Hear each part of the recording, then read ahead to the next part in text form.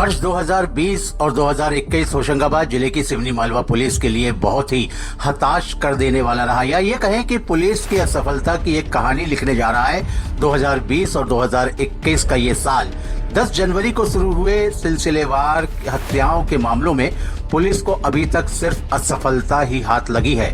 पहला मामला 10 जनवरी 2021 में सामने आया था, जब पुलिस को सूचना मिली थी कि बैरसिया कोर्ट में पदस्थ एडीपीओ की लाश उनके घर में संदिग्ध अवस्था में मिली है। पुलिस से प्राप्त जानकारी के अनुसार घटना की जानकारी तब लगी जब विनोद परते का कोई रिश्तेदार उनसे मिलने के लिए उनके घर पहुंचा और दरवाजा आधा खुला हुआ था। आवाज देने पर भी जब कोई बाहर नहीं निकला तो उसने घर के अंदर जाकर देखा तो विनोद परते मृत अवस्था में पड़े थे। उसने तत्काल इसकी सूचना स्थानीय पुलिस को दी।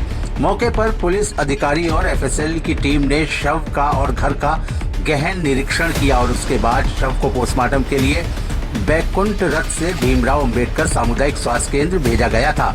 बता दें कि एडीपीओ विनोद परते अपने परिवार के साथ यहाँ रहते थे, लेकिन इन दिनों उनका परिवार महाराष्ट्र के अलीबाग गया हुआ था, जिसके बाद पुलिस के द्वारा इस घटना की सूचना उनके परिवार को दी गई और पूरे मामले को लगभग 7 महीने बीत चुके हैं, परंतु मृत्यु का अभी तक सही कारण पुलिस नहीं पता कर पाई है। बात यही नहीं खत्म होती। इसके बाद 14 फरवरी को सिवनी मालवा तहसील के अंतर्गत आने वाले ग्राम कोठरा में पत्रकार उमा शंकर चंद्रायन का शव भी संदिग्ध अवस्था में मिला, जहां पुलिस के द्वारा एफएसएल टीम को भी बुलाया गया। साथ ही साथ पुलिस पूरे मामले में प्रथम दृष्टया आत्महत्या ही मान रही थी।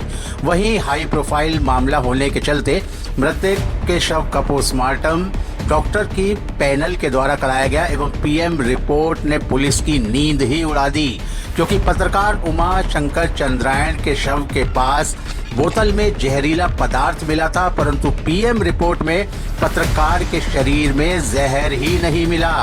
मजबूरन पुलिस ने इस मामले में हत्या का मामला दर्ज करना पड़ा और वहीं सूत्रों की माने तो इस मामले में ज्ञापन और शिकायत के बाद शिवपुर थाने के थाना प्रभारी का आनन फानन में तबादला भी कर दिया गया, परंतु उसके बाद भी स्थिति जस की तस ही रही।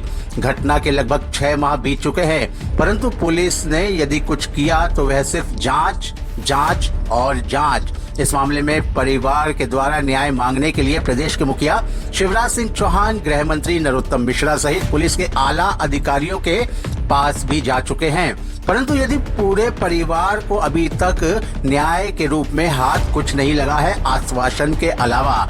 ये मामला आज तक पुलिस के लिए सरदर्द बना हुआ है, परंतु पूरे मामले में पुलिस के हाथ आज भी खाली हैं।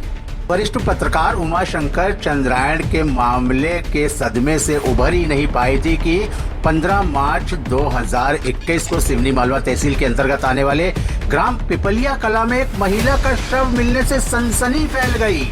जानकारी लगते ही सिवनी मालवा पुलिस मौके पर पहुंची और महिला का शव बरामद कर जांच में जुट गई। महिला गांव में बकरी चराने जाती थी।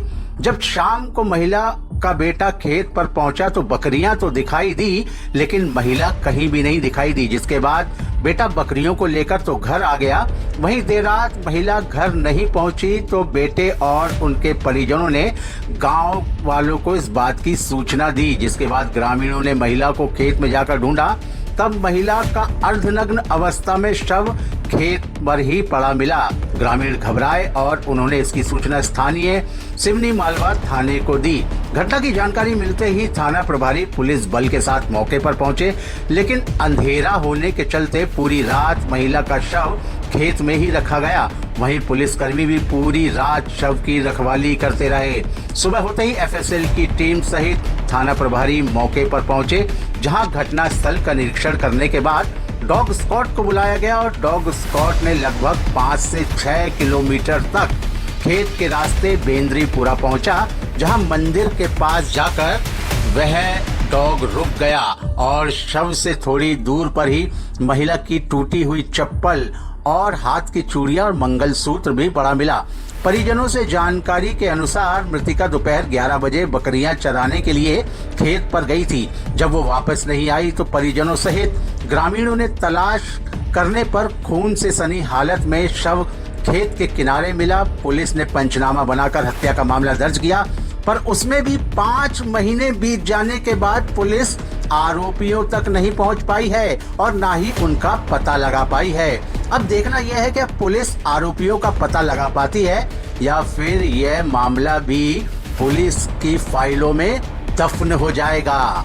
इन्हीं सब मामलों को सुलझाने को लेकर पुलिस जद्दोजहद में लगी हुई थी कि इसी बीच 28 अप्रैल को पुलिस को सूचना मिलती है कि ग्राम लोखट तलाई के पास जीजा का ढाबा के पीछे नाले में खून से लथपथ 42 वर्षीय व्यक्ति का शव मिला है, जिस पर पुलिस ने घटनास्थल पर पहुंचकर ढाबा संचालक से इसकी पूछताछ की तो पता चला कि मनोज पिता रमेश रघुवंशी उम्र लगभग 42 वर्ष निवासी ग्राम कोठरा का था, जो लगभग 8 वर्ष से उस ढाबे में काम करता था और पास के ही ग्राम झिन्नापुरा में खेती भी करता था।